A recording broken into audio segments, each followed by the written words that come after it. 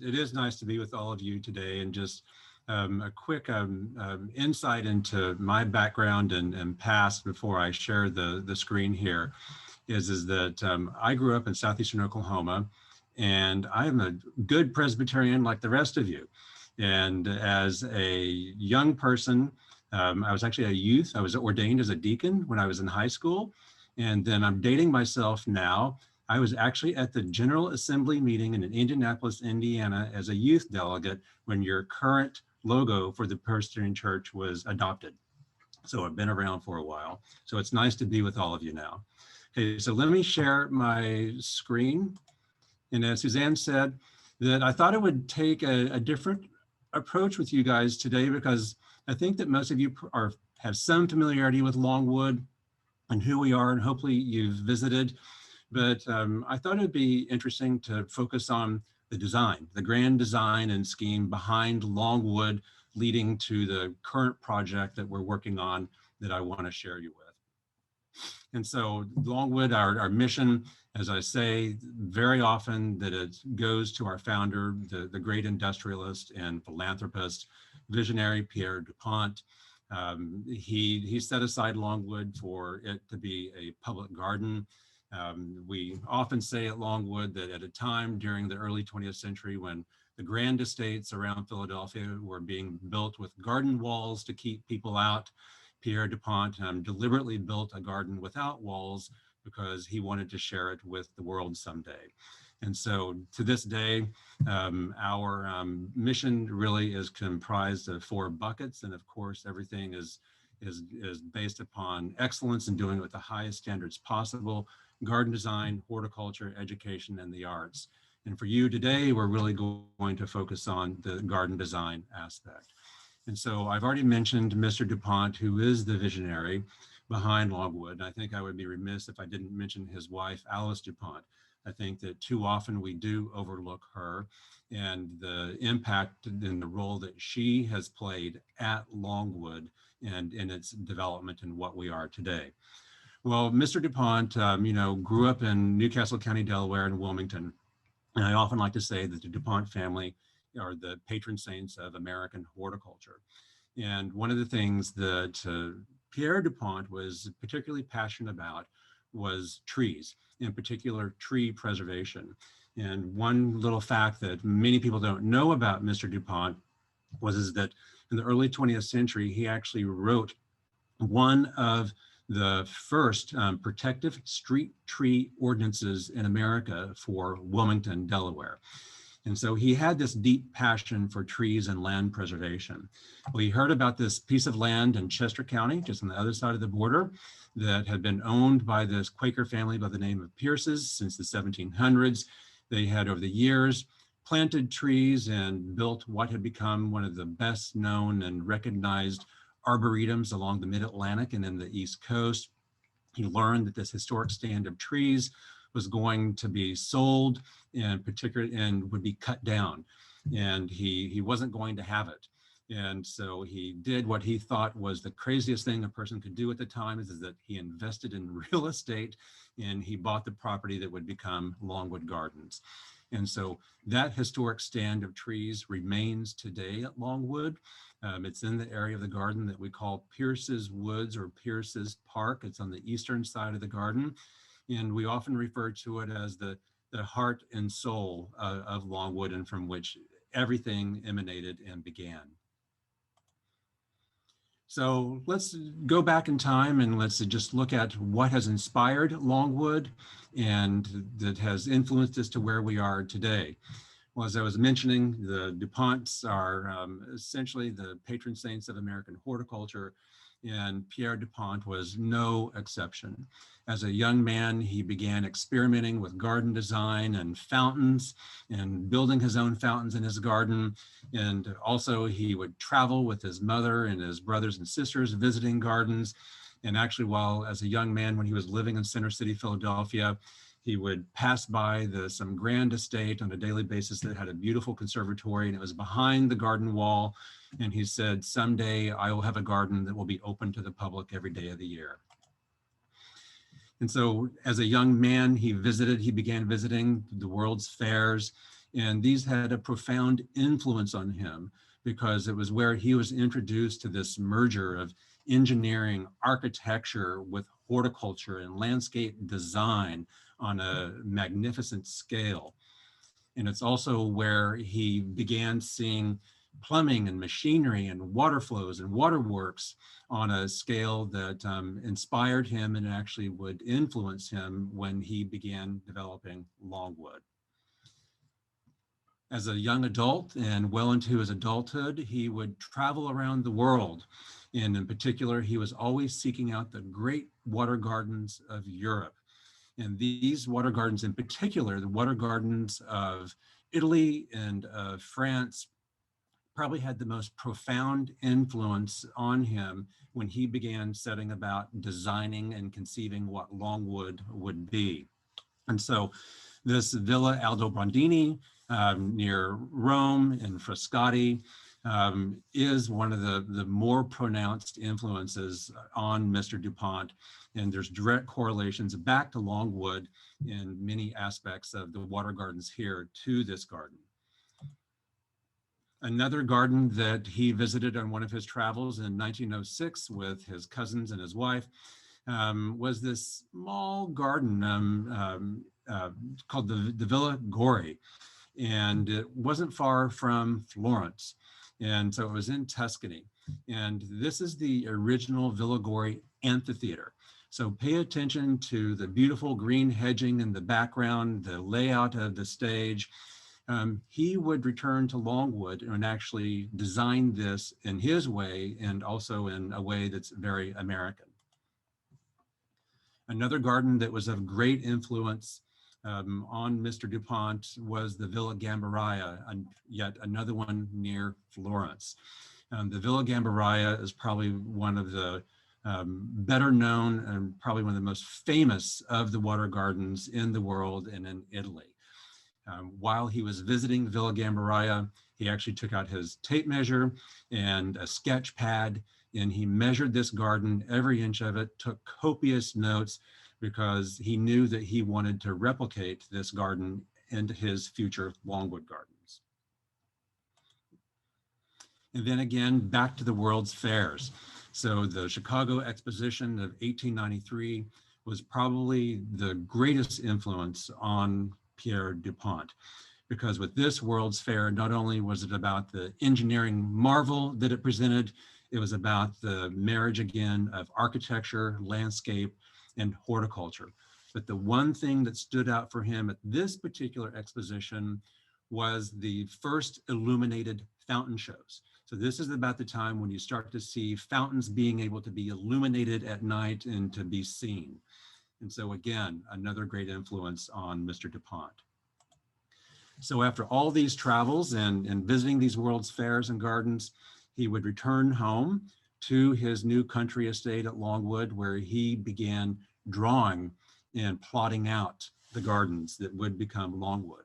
And so the sketch that you see here, this is Pierre du Pont's drawing with his instruments that we still have that are part of our archival collection. And this is our brick walk. This is the garden that currently has the thousands of tulips that are in flower.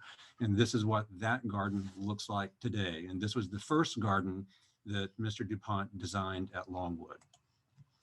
That Villa Gambaraia that I showed you previously, the most famous of the water gardens in Italy, where he took his tape measure out and took copious notes. This was Mr. Du Pont's interpretation of that garden. But again, he designed it in a way that has been called the American way. And of course, he had to add his own bit of theatrics and entertainment to it with water that could be controlled so that it would dance and it was always changing. The Villa Gori in Tuscany, I showed that to you earlier. It was Mr. Du Pont with his wife and a cousin standing on the stage. This was his interpretation of that very theater that we have at Longwood now that we call the open air theater, where we hold concerts. The Savoy Company performs there. The Brandywiners, a local theatrical troupe perform here. But again, it too also has water and fountains that can be choreographed and manipulated. And then one of his grandest design accomplishments at Longwood is our iconic main conservatory.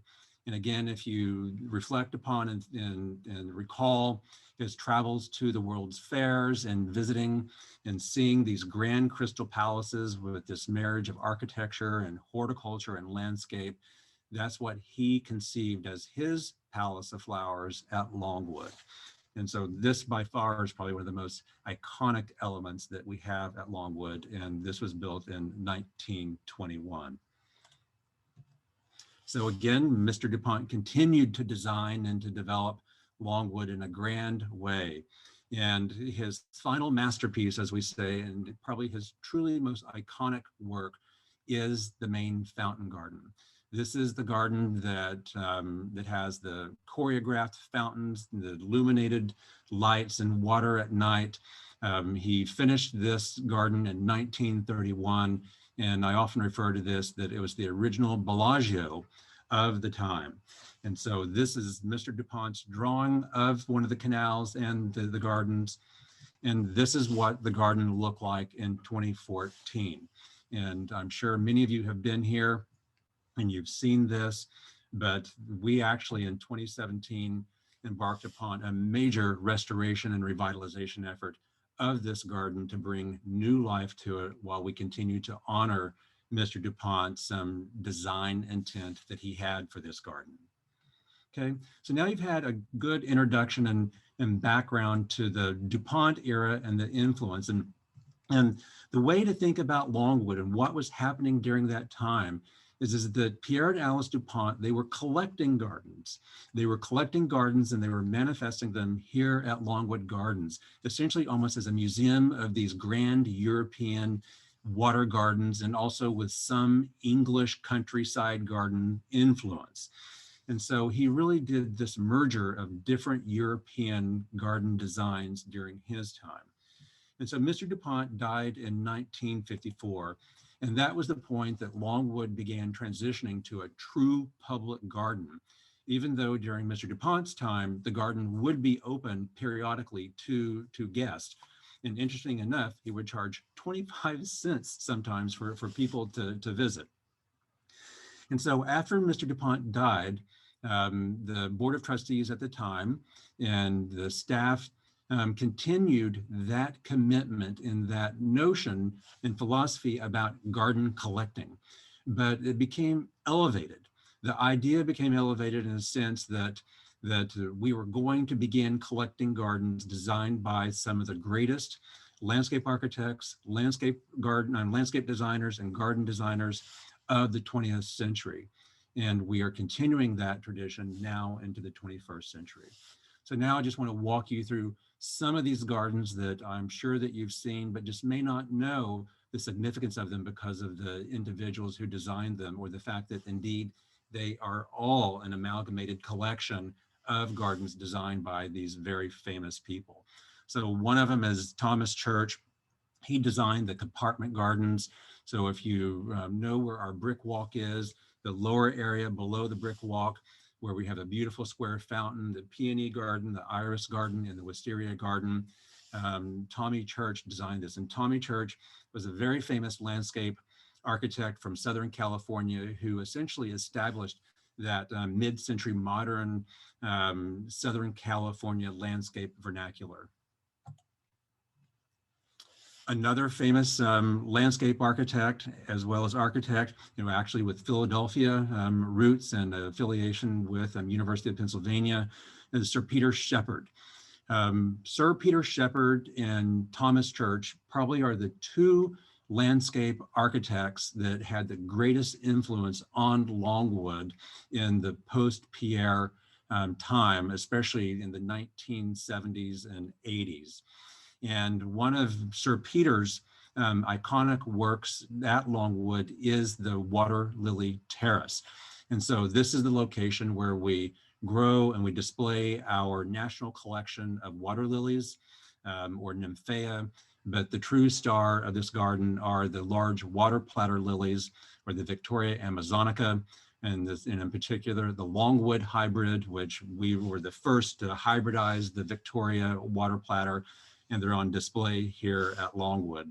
And for those of you that may be somewhat familiar with the water platter, these are the giant water lily pads that maybe you've seen pictures of small children standing on, from the Victoria era and stuff, because supposedly a 70-pound child or person can stand on one of these water lily pads. So then another landscape architect that we worked with, and this particular person is going to come back to my remarks here when I talk about the current project, but it's a very famous Brazilian landscape architect by the name of Roberto Burle Marx. And Roberto Burle Marx is probably the most famous of landscape architects of the 20th century. And he is particularly noted for bringing a formality to tropical garden design. But behind that tropical garden design was a deliberate intention of sharing Mr. Burle Marx's passion for rainforest and the importance of conserving the rainforests of Brazil. And so we approached, and this was prior to me coming to Longwood, approached to Roberto Burle Marx to design this jewel box of a garden in this tiny little greenhouse that was on the southwestern corner of our conservatory complex called the Cascade Garden. And so this garden is probably one of our more important gardens because it is the last remaining intact garden of Roberto Burle Marx that is surviving in North America. So keep that in mind because it's going to come back. Another garden of note that some of you may have walked through many times, it's our silver garden inside the conservatories. This is a beautiful garden designed by Isabel Green from Santa Barbara. And the idea behind this particular garden is that it's a dry riverbed in the desert. And the particular design intent of this garden is that no flowers, that it's all about the color of the foliage, that silver gray foliage. And so every now and then we may introduce a flower in there, but it doesn't really last long because we really try to follow the original and true design intent of all the landscape architects or garden designers that we work with. And actually, it was really great. In 2017, actually, Isabel visited Longwood and to check on her garden. And thankfully, she was pleased. Another garden going back to the origins of Longwood. This was an intervention that was done later by Gary Smith. Actually, Gary has deep southeastern Pennsylvania roots, but Gary really is the person who is responsible for creating the design and the more ephemeral nature and interventions that now exist in Pierce's Park and Pierce's Woods. And then a more modern and more recent addition to our collection of gardens was a garden that we added indoors and outdoors, and it's the Green Wall and the East Plaza, and it's designed by Kim Wilkie, who is a noted landscape architect from the United Kingdom. And Kim works with people like Prince Charles and others. I mean, we actually called Kim as part of a project, and we were really being audacious, and we said, Kim, we need restrooms. Will you help us design some restrooms that have never been seen like this in the world before? And he said, sure. He said, but I've always wanted to do a green wall. And he said, so if you'll entertain allowing me to design the largest green wall in America, I'll do it. And so here you have it, the beautiful living green wall. It's a full-blown immersive garden experience, but behind that are probably the nicest restrooms in the world. And they're also probably the only restrooms in the world that actually have docents. And then another more modern and recent addition to our garden, and again, this is a southeastern Pennsylvania, Philadelphia-based landscape architect that some of you may know or heard of, Jonathan Alderson. We worked with Jonathan to expand our meadow from roughly 45 acres to 90 acres. And our intention with this particular garden, which was visited very little and very few of our guests were even aware of it, was that we really wanted to introduce and to bring the Brandywine landscape an aesthetic closer into Longwood, and so that when our guests come to Longwood, that they would have an idea of where they were and the importance of the area of the Brandywine Valley and its aesthetic. And so Jonathan delivered for us what I think is a true living Andrew Wyeth painting. It's absolutely stunning. And on the far northeastern corner of this garden is this beautiful Brandywine Valley quintessential home that we worked with John Milner on to restore, which is now an interpretive center, and which I'm very proud of, because this allowed us an opportunity to tell the story of the land pre-Du Pont. So we can now bring in the story of the Lenape, of the William Penn land acquisitions, and then the subsequent purchase of the land by the Pierce family. And then I've already mentioned the main fountain garden. This was our most recent addition to Longwood, but Mr. Du Pont gets full credit for this garden. But we worked with a noted architecture firm out of New York, Beyer Blinder Bell, and a landscape architecture firm out of New York and Rotterdam to do an intervention into this garden and to bring new life and revitalization to it. And this is what you see today. Okay. So now let's talk about the new acquisition and what will be the new addition to our collection of gardens. So now we're thinking far into the 21st century. So this is an aerial view of the current conservatory complex and all of our gardens under glass. This reflects about 5 acres of gardens under glass. If you can see where my cursor is, this is the historic and iconic main conservatory. Over here to the west, where the parking lot is, you see the cars and all these smaller greenhouses. And where my cursor is circling, this is the area in which we are creating 17 acres of new garden experience. And within this 17 acres is going to be a crystal palace. And this will be about the size of our East Conservatory, about 38,000 square feet. And what's going to be unique about this particular garden under glass and the gardens around it is that their inspiration came from a garden that was designed by Lutyens and Jekyll in India.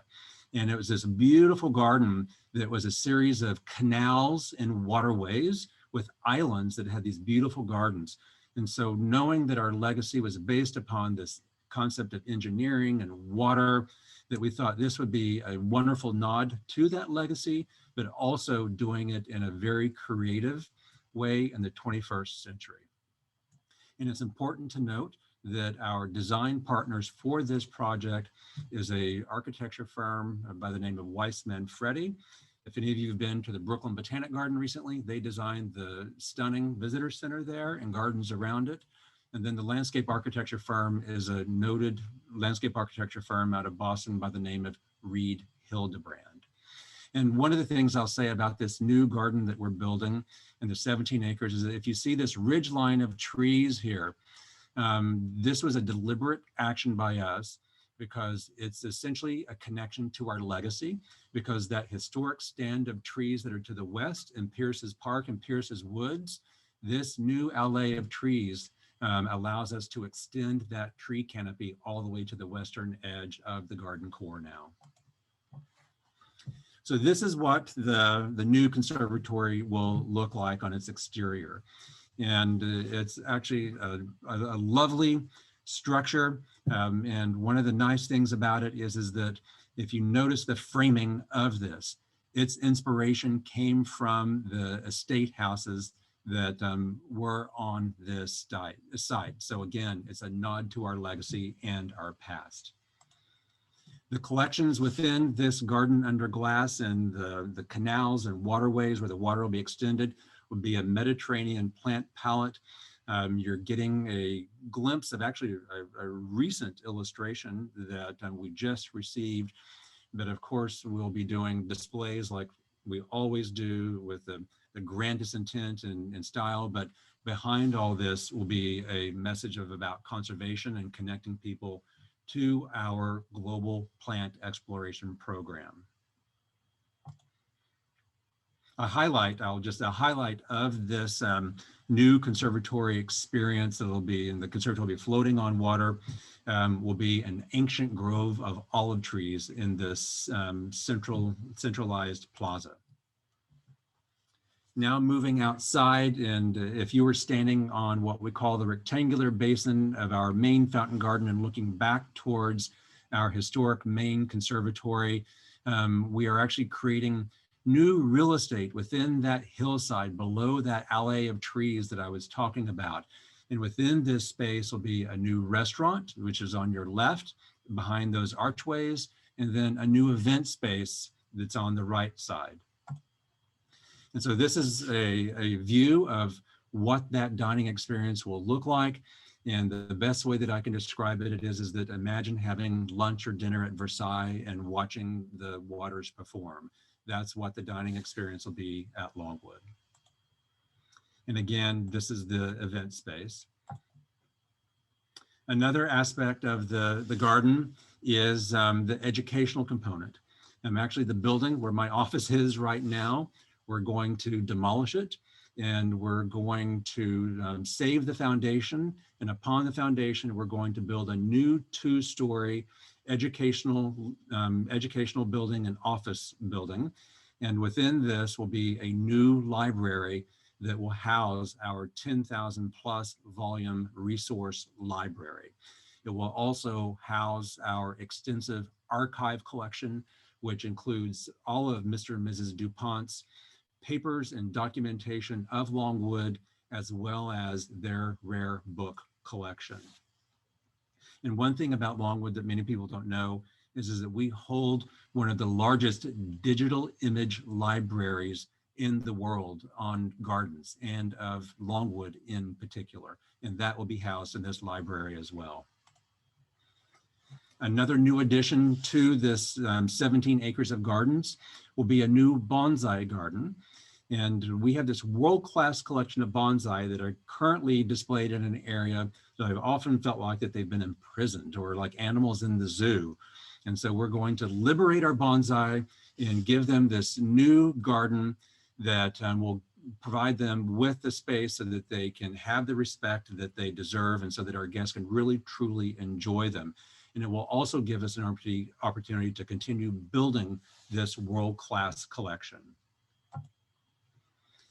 Now, as I'm getting close to the end of the story of our new garden and that we're adding to our collection of gardens, I'm going to go back to one of the gardens that I referenced earlier that was designed by the noted landscape architect from Brazil, Roberto Burle Marx.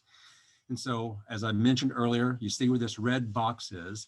That's where the Cascade Garden that Roberto Burle Marx designed was located.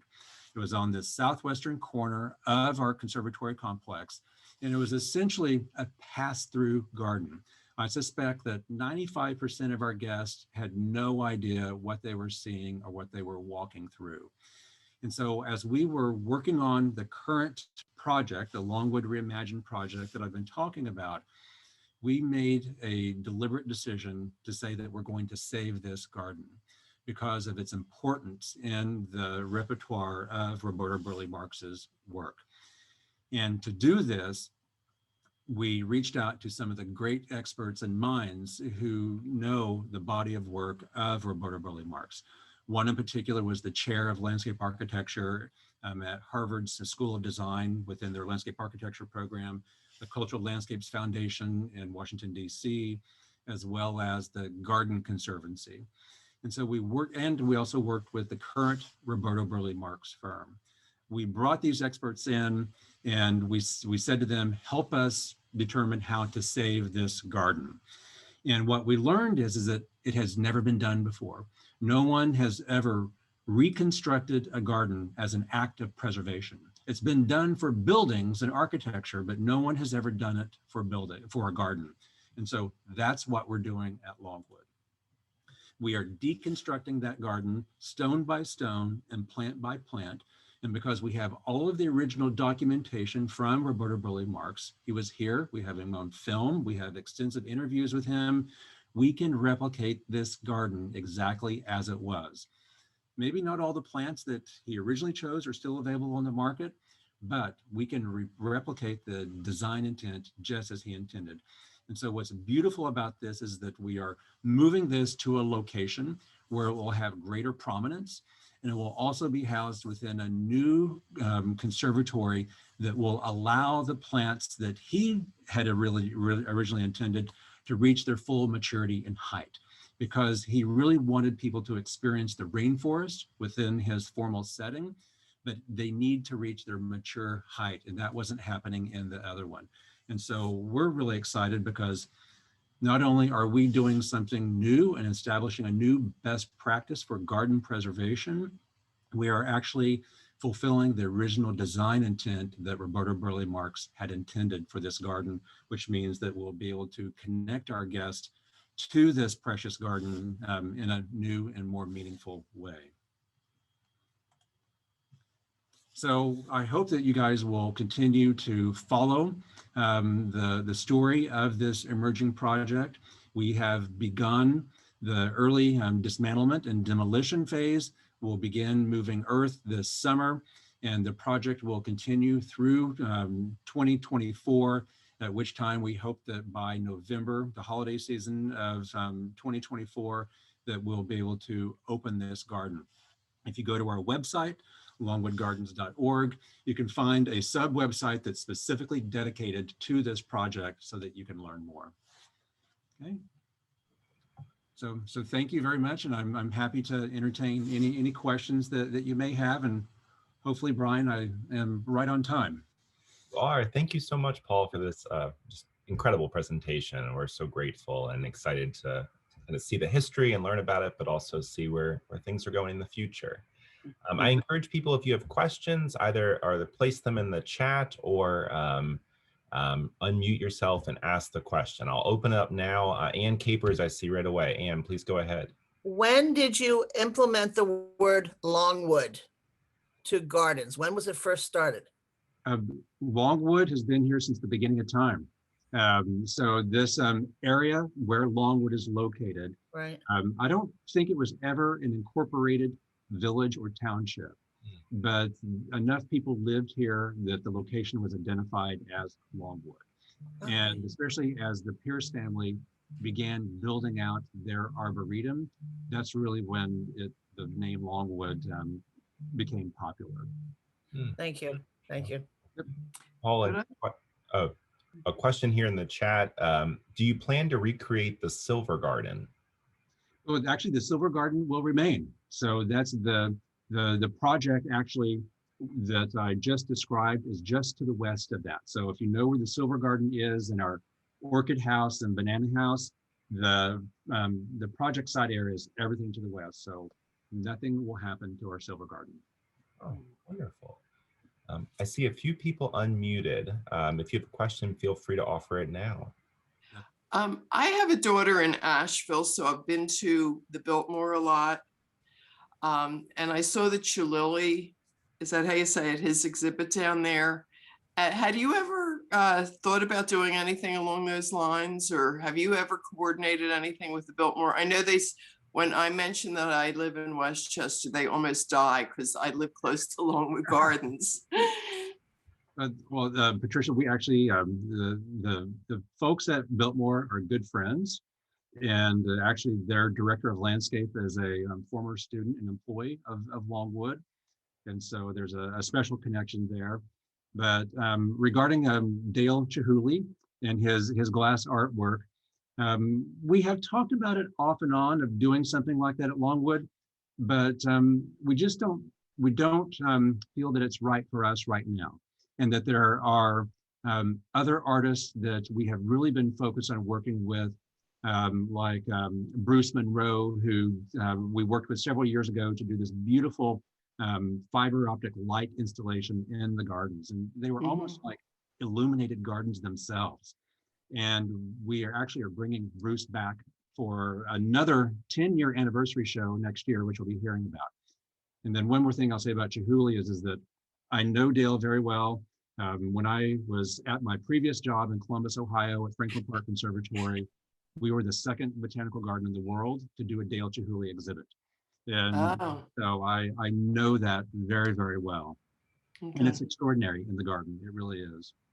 okay, thank you. Thank you. I see, I think Dick Walshinger is unmuted. Do you have a question, Dick? No, I don't. No. Okay. I actually do. Okay, wonderful. I was wondering what is happening to all of the area where you're working on new things all the time that I'm assuming will be gone when you erect the new structure. So this is a great question. So the greenhouses and estate houses that were on that site will come down. We worked with John Milner and his team to do a historical assessment on those structures. And we identified 6 of the original DuPont era Lord and Burnham greenhouses that we're saving. And so those will be dismantled, and we will rebuild them and repurpose them in another area of the garden so that we can continue telling the story of how they were used during the estate era. And the other greenhouses, most people don't know. There was a warren of infill greenhouses there, and most of those came post DuPont era. And there are tremendous deferred maintenance issues with them, as well as some abatement issues that we're having to deal with. It looks like we have a question from Barbara Cobb, and then we have 2 in the chat that I'll do after that. Barbara. Yeah, I put mine in the chat, but I realized I had just sent it to Paul. Where is the Cascade Garden being moved to? I think that's fascinating.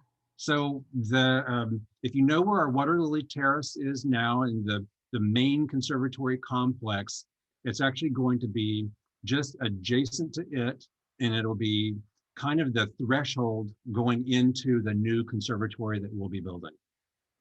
So it's a far more prominent location. So it's situated where you show it on that particular. Exactly, and it's right on axis with a walkway that goes down to the main fountain garden. So we're really excited about its new location. Yeah, I worked for years and years for Dodo Hamilton. Oh, sure. And she restored the Blue Garden, the Frederick Law Olmsted Garden. Right. I don't know a thing about a flower or a garden, but I became very interested because of this restoration, because I was there a lot of the time. Yeah, well, what she did with the Blue Garden in Newport was phenomenal. I mean, that had never been done before either. And so we're embarking upon something a little different because we're deconstructing to save it, if that makes sense. Yeah, she deconstructed it, but it wasn't moved anywhere. It was, Right. stored in place. Yeah. The other thing is, weren't there some architects that helped DuPont when he was, was he an architect? Is that what he was? No, he wasn't. He was an engineer and a chemist. I see his drawings and everything, but somebody must have helped him along the line. He, I hate to even use the word unsung hero. There was a person on staff during the DuPont era whose name was Phil Brewer. And just of interest, Phil Brewer's daughter married Alan Shepard, the astronaut. Oh. And so Phil Brewer was the engineer at Longwood during the DuPont era. And so Mr. DuPont worked side by side with Phil Brewer in designing anything that had plumbing and fountains. And so he worked with him, but really Mr. DuPont did it all. Remarkable.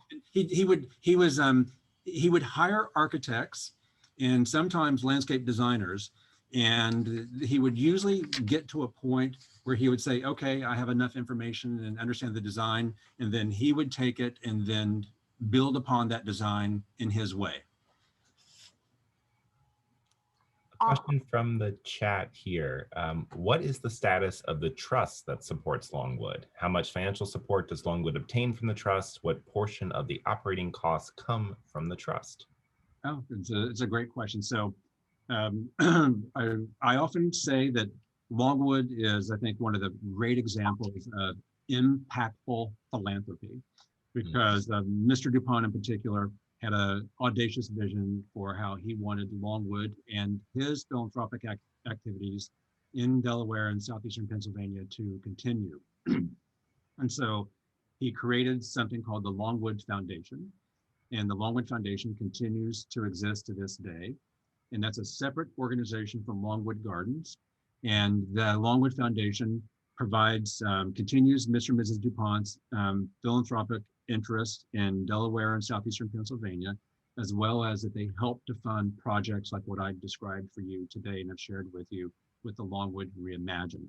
So they help support specifically bricks and sticks, as we say. And then we are fortunate, and this again goes to Mr. DuPont's philanthropic vision, that he established an endowment for us. And that endowment provides about 43%, actually it's less than that, of our operating budget every year. Thanks, Paul. Another question, what has been your greatest challenge during COVID, and has it impacted your perspective on Longwood's future? Oh, that's a great question. Did Greg Wolcott ask that question? Okay. No, that's actually a superb question, because actually yesterday, Longwood was the host site for the Pennsylvania Democratic Policy Committee. And it's the Democratic caucus for the state reps. And that was a question that was asked during the hearing. And I would say that the most painful part about COVID for us was the shutdown, because we were closed from March 13th until the end of June. And I don't need to rehash and refresh everyone's memories for what it was like, but it was beyond depressing, I would say, to have the gardens closed and to not be able to have Longwood's garden gates open to the community when they needed it the most. And it was challenging because parks could be open. Other organizations that have, large properties that are natural lands could be open. And for some reason, the state of Pennsylvania just simply didn't understand what Longwood Gardens was, or what other public gardens in the state of Pennsylvania were either. And that we have this vast land where people could visit and be immersed in Mother Nature and be safe. They just didn't understand. So that was the most painful part. The financial part, and then I would say the second part was having to furlough so many staff. When we closed on March 13th, we had over 1,500 people helping to care for Longwood. That included 800 volunteers. March 15th, that number, actually by April 1, that number went down to 250.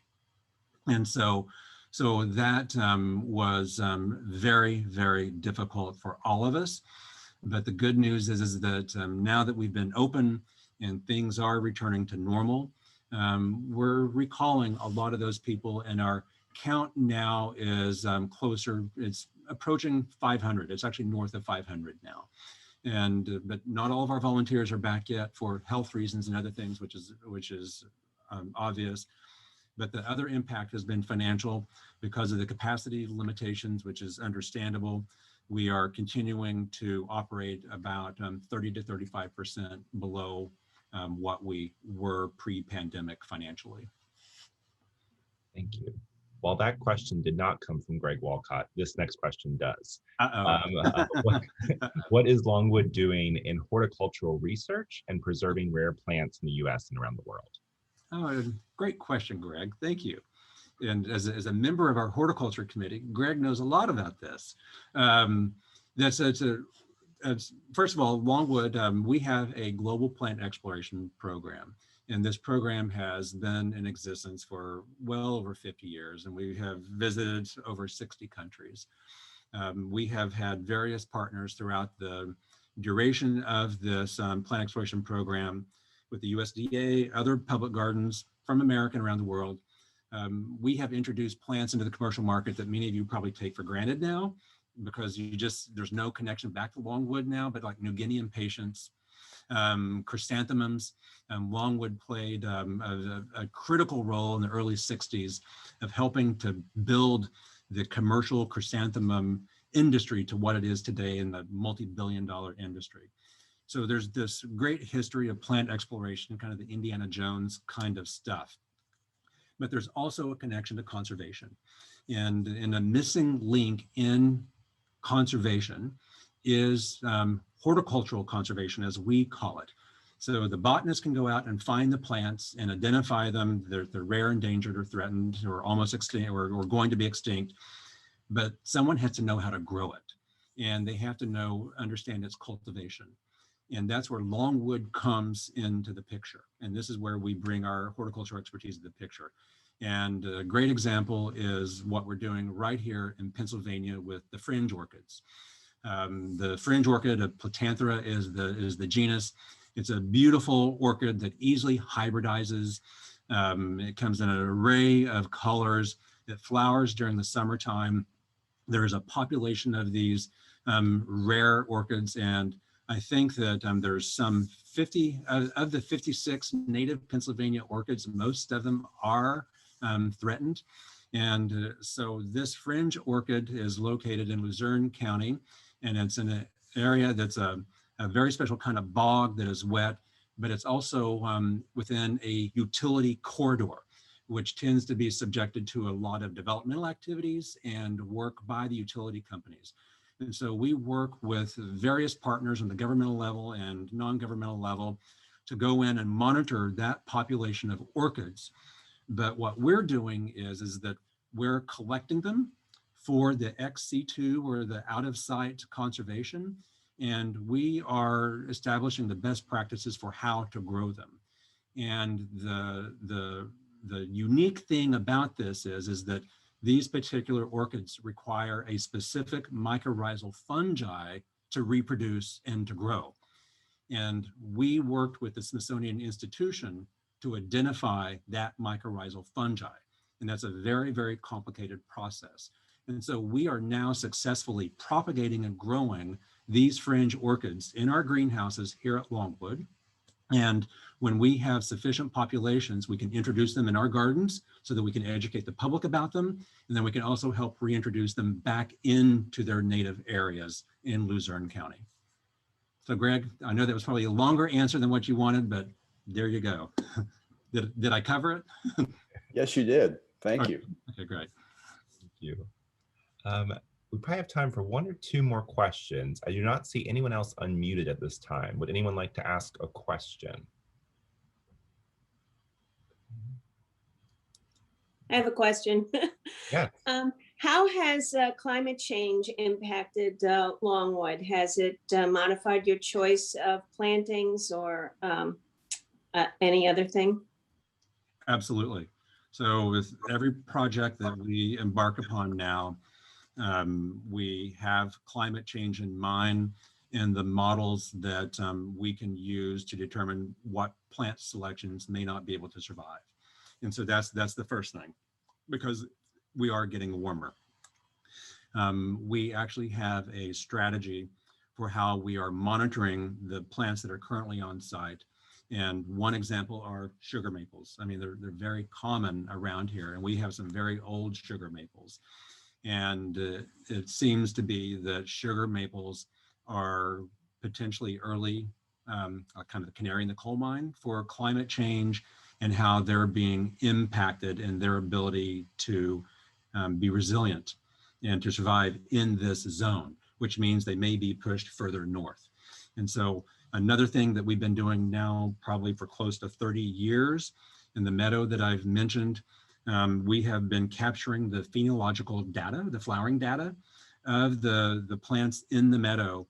And the last time we had a student do a research project for us and to analyze it was probably about 5 years ago. But at that time, we know for a fact that those plants are flowering about 10 days earlier than what they were when we started the research project. And so again, that has implications on new species, the potential for invasive species to come in, which we're always monitoring with that. The other thing, there's a third leg to that stool on climate change, and this is regarding infrastructure. All of you probably know that we have more frequent in stronger downpours of rain, more on the level of these 100-year type rains that are actually happening every 5 or 10 years now.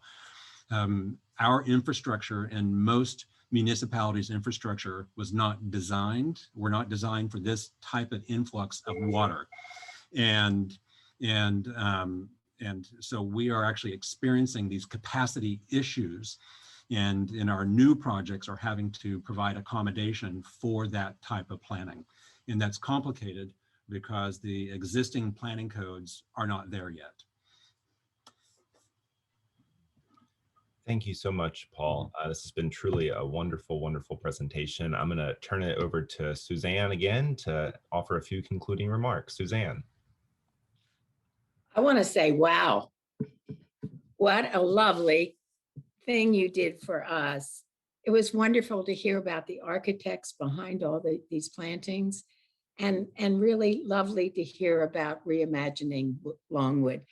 Paul, thank you so much for your time and talents.